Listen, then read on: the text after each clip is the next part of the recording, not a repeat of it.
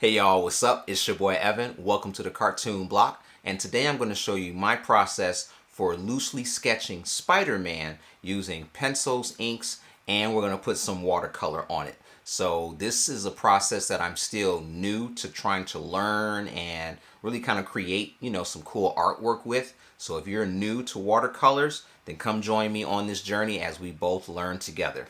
Let's get started. And just a quick reminder, all the tools I'm using today, you can find the links to them in the description below.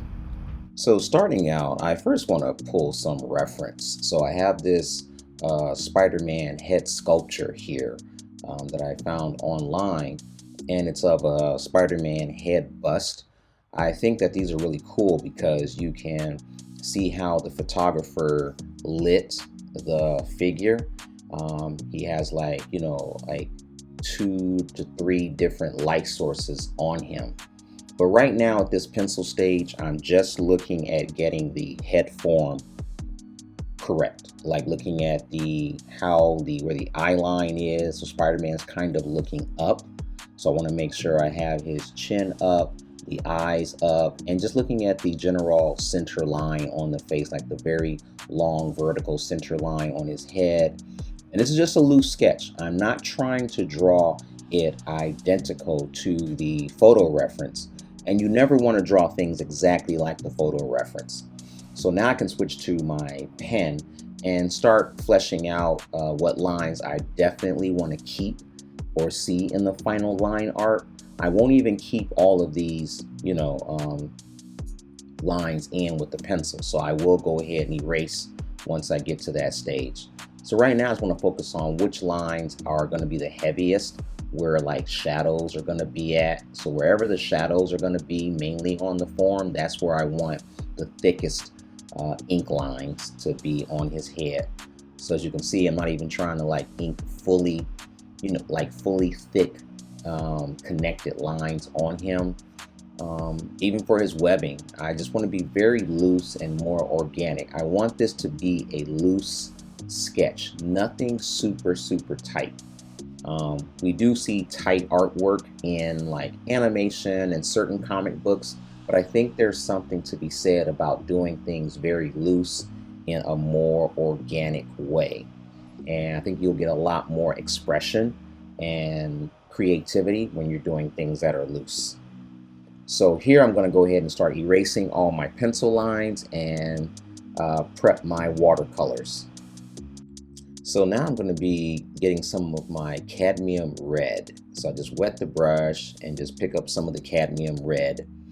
And I want to apply it to the areas here that are just mostly red, basically. It's going to be the underpainting, and kind of add in more red.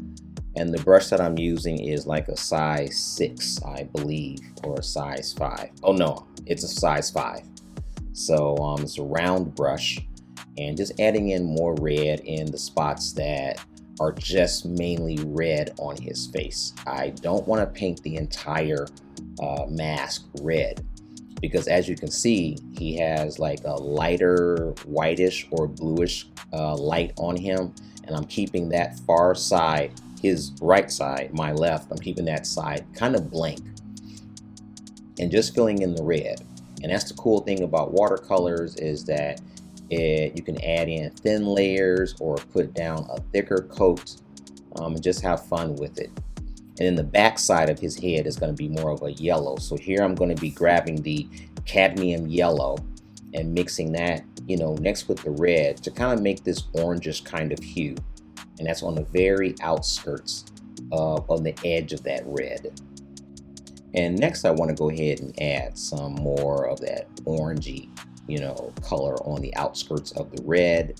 Next I can go ahead and add more cadmium yellow, make a little small wash and kind of put that on the far outskirts of his head, kind of just copying the reference. And now I want to go ahead and dip and make a mix of this cerulean blue and put this on the far side, on the far other side of his head. So I'm just looking at the main colors that pop out on the image. I'm not trying to be exact, but I do want to put some cool colors in here. And for the shadows on the head, I like to go ahead and dip into the dioxazine purple. So honestly, I have no idea where these names come from, but I want to give it his red more shadow. And to give the red more shadow, it's not just give it more red. I mean, you could do that, but shadows are cooler. And the way to go ahead and make this shadows more cool is to simply give it more purple in those areas. So think of like your lights are warm, so you would use yellows and oranges for that, and then your shadows are cooler, and you can use blues and purples for that kind of thing. Now I want to simply just wet the background and kind of put like a nice little abstract background behind him. So I'm wetting the paper first, and this is what we call wet on wet. We put, wet paint on wet paper.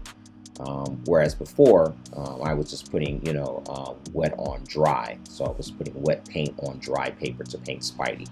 But I do love the cool kind of abstract effect I get with the wet on wet look. It makes the colors kind of blend a little bit more. And with watercolors, the paper does a lot of work for you. And now I want to use my Pentel brush pen to kind of just put in the black fill-ins on the goggles themselves. So it's kind of just taking my time. I'm not per se copying the reference too much here because his goggles are on the reference are round. I made mine a very angular kind of style. So I'm just, kind of seeing where I want the blackest blacks and then leaving some blank areas for the lighter parts. And you can use any tool for that, that you want. Now I want to go ahead and get some water and make some more of this mix using the ultramarine. And I want to start putting in some of the shine and rendering on his eyes. So this is the, wet on dry, as you would call it, in the water brush world. I'm still learning all these new different terms and terminology for the color and things like that. So I only want to put the rendering on the underside of his goggles. So looking at the reference, I see it's gray, but I'm just using blue. And then letting that dry, and after it dries, I want to make the shadows a little bit darker on his mask. I think that they aren't quite picking up. I don't have enough contrast on them. So I just want to kind of put some more darker purple spots in his mask and things like that. Not everywhere, but I just want the heaviest shadows to show up on his mask. And next, we can go ahead and grab our Posca white acrylic paint marker. And I want to go ahead and add some of these, like, bring the webbing out on his costume more. Even though the reference doesn't have it, we can still go ahead and just make things pop. And that's why it's just reference. It's not something you want to go ahead and stick to, fully. You want to go ahead and just kind of use your own artistic license and artistic expression to make certain things pop more than it would in the photo, and take other details and push them back, and you don't want them to be as noticeable. So there's certain things you can bring out, and then other things you can just push back.